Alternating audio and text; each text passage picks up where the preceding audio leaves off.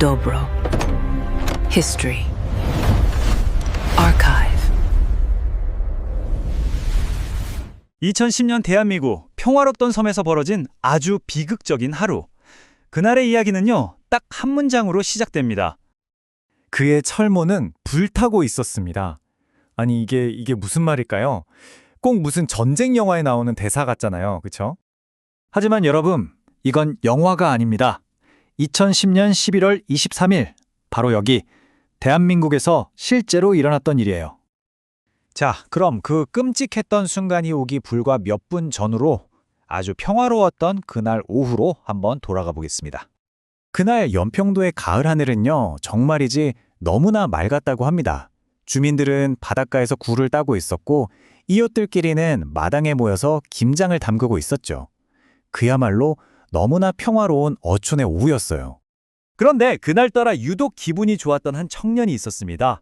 바로 22살의 해병대 병장 서정우 병장이었습니다. 왜 그렇게 신이 났을까요? 드디어 정말 기다리던 말년 휴가를 나가는 날이었거든요. 이 휴가가 벌써 2번이나 미뤄졌었대요. 얼마나 나가고 싶었겠어요? 그가 전날 밤에 남긴 글을 보면 그 마음이 정말 고스란히 느껴집니다. 배야, 제발 꼭 떠라. 나 휴가 좀 나가자. 자, 오후 2시 30분, 서병장은 드디어 선착장에 도착했습니다. 저 멀리서 인천으로 가는 배가 막 들어오고 있었죠. 그런데 바로 그때였습니다.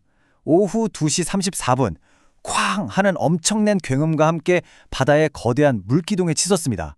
그리고 바로 다음 순간 포탄이 정말 비처럼 마을을 향해 쏟아지기 시작했어요. 바로 이 순간, 서정우 병장은 인생에서 가장 중요하고 또 가장 어려운 갈림길에 서게 됩니다. 자, 여러분이 서병장이라고 한번 상상해 보세요. 저녁, 이제 딱 한 달 남았습니다. 그리고 눈앞에는 이 지옥 같은 곳을 벗어날 수 있는 배가 바로 저기 있어요. 여러분이라면 어떻게 하시겠습니까? 선택지는 어찌 보면 너무나 명확했죠. 한쪽은 안전하게 집으로, 가족의 품으로 돌아가는 길, 그리고 다른 한쪽은 포탄이 쏟아지는 저곳에 있는 전우들과 군인으로서의 의무를 다하는 길이었습니다. 그는 배에 타지 않았습니다. 오히려 정반대 방향으로 포탄이 빗발치는 부대를 향해 달리기 시작했습니다. 하지만 부대로 거의 다 도착했을 바로 그 순간 적의 포탄 파편이 그의 온몸을 덮치고 말았습니다. 서 병장이 그 비극적인 마지막을 맞이하던 바로 그 시각, 그의 부대에서는 또 다른 처절한 사투가 벌어지고 있었습니다. 네, 바로 이야기의 시작이었죠. 철모에 불이 붙은 채 싸우던 그 군인의 이야기입니다. K9 자주포 기지에서 임주영 상병이 반격에 나서고 있었는데요. 그는 자신의 임무에 너무나도 집중한 나머지 바로 옆에서 터진 폭발 때문에 자기 철모에 불이 붙은 것조차도 전혀 모르고 있었던 겁니다. 자, 여기서 아주 중요한 숫자가 하나 나옵니다. 북한의 첫 포격은 오후 2시 34분, 그리고 우리 군의 첫 대응 사격은 2시 47분이었어요. 계산해보면 무려 13분이라는 공백이 있었던 거죠. 당시에 언론과 많은 국민들은 왜 이렇게 늦게 대응했냐? 이건 명백한 늑장 대응이다 라고 엄청나게 비판했습니다. 그런데 말이죠. 그 13분 동안 현장에서 대체 무슨 일이 있었는지를 알게 되면 그건 지연이 아니라 거의 기적에 가까운 시간이었다는 걸 알게 됩니다. 이 13분의 기적 한번 자세히 뜯어볼까요? 첫째, 북한의 목표는 아주 명확했습니다. 바로 우리 군의 핵심 전력인 K9 자주포 기지였죠. 둘째, 그래서 포격이 굉장히 효과적이었습니다. 총 6문의 자주포 중에서 무려 3문이 직격탄과 충격파로 완전히 무력화됐어요. 셋째, 더 큰 문제는 최첨단 사격 통제 장치, 그러니까 자주포의 전자두뇌가 완전히 먹통이 돼버린 겁니다. 이건 사실상 대응 사격이 불가능한 최악의 상황이었죠. 그런데 바로 여기서 네 번째 기적이 일어납니다. 해병대원들이요, 포탄이 머리 위로 쏟아지는 그 와중에 밖으로 뛰쳐나가서 수동으로 이 수십 톤짜리 무거운 포신을 직접 손으로 돌려서 조준하기 시작한 겁니다. 하지만 이 전투의 대가는 너무나도 컸습니다. 그리고 그 희생은 군인에게만 있었던 게 아니었습니다. 그날 네 분이 목숨을 잃었습니다. 서정우 병장 22살, 문광욱 이병 20살, 그리고 민간인이었던 김치백 씨 61살, 배복철 씨 60살이었습니다. 문광욱은 이병은 이제 막 자대 배치를 받은 정말 앳된 20살 막내였어요.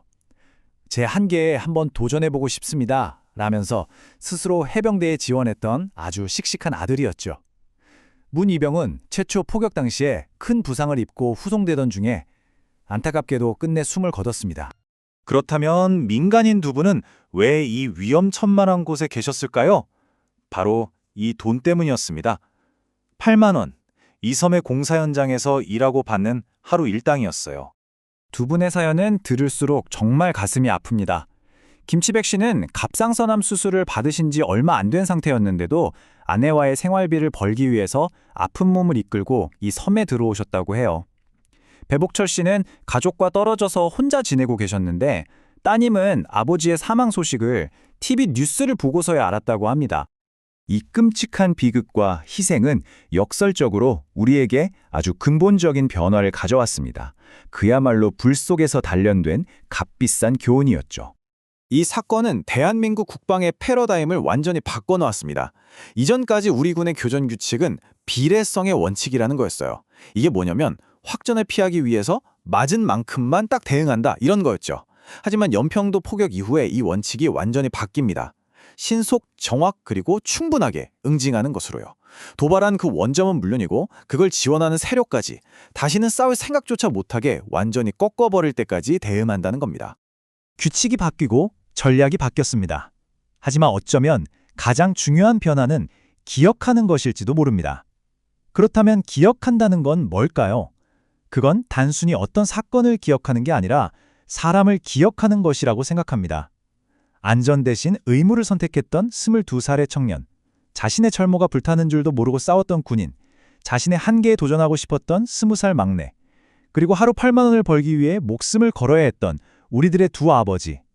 그들의 희생을 잊지 않는 것, 그것이야말로 불타는 섬이 우리에게 남긴 진짜 교훈이고 우리가 앞으로 더 강해져야만 하는 이유일 겁니다.